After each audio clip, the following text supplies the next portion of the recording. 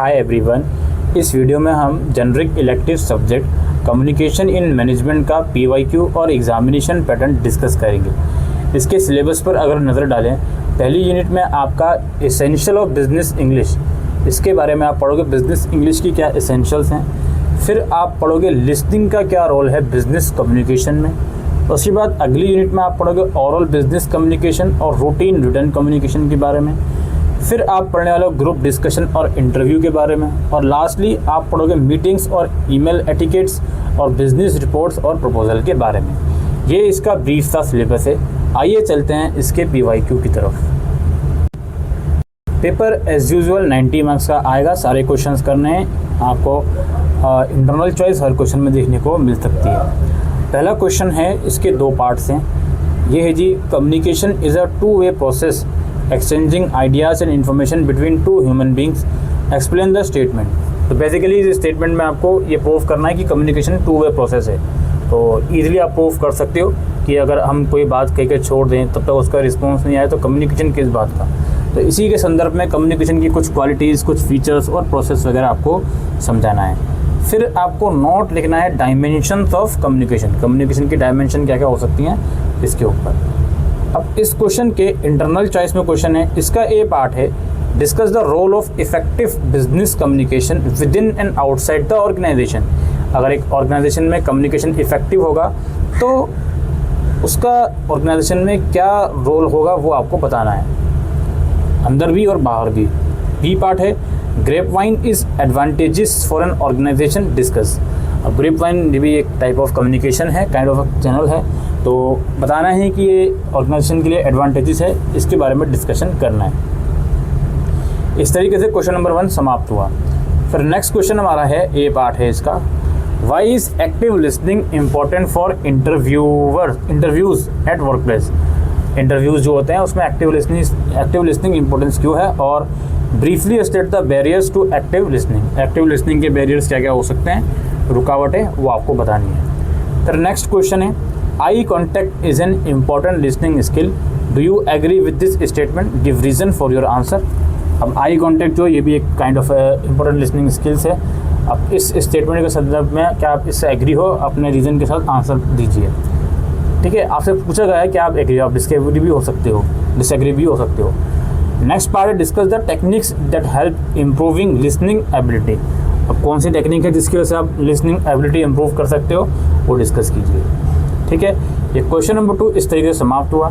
Next question है, how would the interviewer conduct the employment interview, discuss.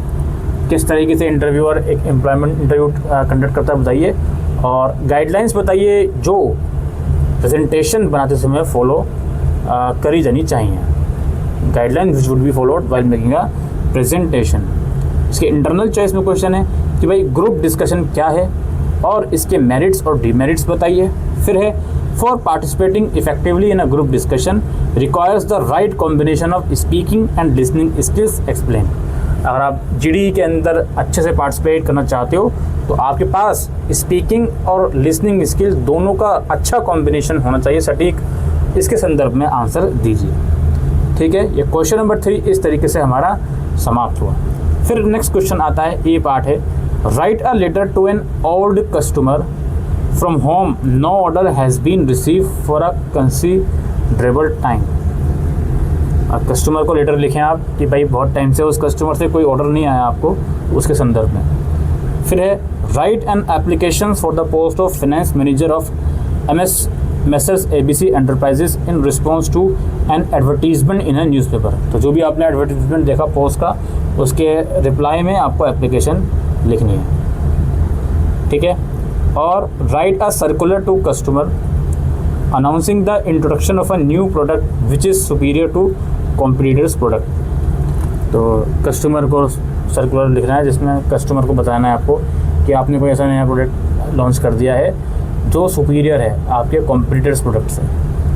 B part है, are biodata resume and curriculum vitae synonyms और is there any difference in the terms. ये तीनों चीज़ें same है कि कोई फ़र्क है, आपको बताना है। इस तरीके से क्वेश्चन समाप्त हुआ। फिर नेक्स्ट क्वेश्चन है हमारा, ए पार्ट है, draft a letter inviting director of higher education as the chief guest of the prize distribution program of your organization. तो लेटर लिखना है आपको डायरेक्टर ऑफ हायर एजुकेशन के, जिसके लिए आप इनवाइट कर रहे हो अपने प्राइज डिस्ट्रीब्यूशन प्रोग्राम में अपने ऑर्गेनाइजेशन में। और बी पार्ट है what are the minutes of a meeting, why are they prepared. Meeting के मिनट्स क्या होते हैं, बेसिकली बहुत ही शॉर्ट में ये चीज़ें होती हैं कि क्या क्या चीज़ें मीटिंग में डिस्कस करी गई, किस पे डिसीजन लिया गया, तो वही आपको बताना है। और ये प्रिपेयर क्यों करे जाते हैं ये भी आपको बताना है। अच्छा जी, इसके इंटरनल चॉइस में क्वेश्चन है your department is a organization, your department is organizing inter college competition, makes a list of event and write the rules of each, write a report of the same program। तो inter college competition organise हो गया, आपको list बतानी है events की और सबके rules आपको बताने हैं और रिपोर्ट तैयार करनी है इस प्रोग्राम की। फिर है what are email etiquettes for effective communication, discuss. Email के थ्रू कम्युनिकेट करने में क्या क्या एटिकेट्स होने चाहिए वो आपको डिस्कस करने हैं। तो दोस्तों क्वेश्चन नंबर 6 से यूनिट 3 को एक्सप्लेन करें। Verbal and non verbal communication, steps to achieve listening skills, group interview versus depth interview, web conferencing, the purpose of meeting. ठीक है जी, तो ये 6 क्वेश्चन है, एक क्वेश्चन 15 नंबर का, तो टोटल 90 मार्क्स के क्वेश्चन आप लोगों के हो गए। उम्मीद करते हैं ये वीडियो आपको यूज़फुल लगे हो, तो इस वीडियो को शेयर कीजिएगा। Thank you.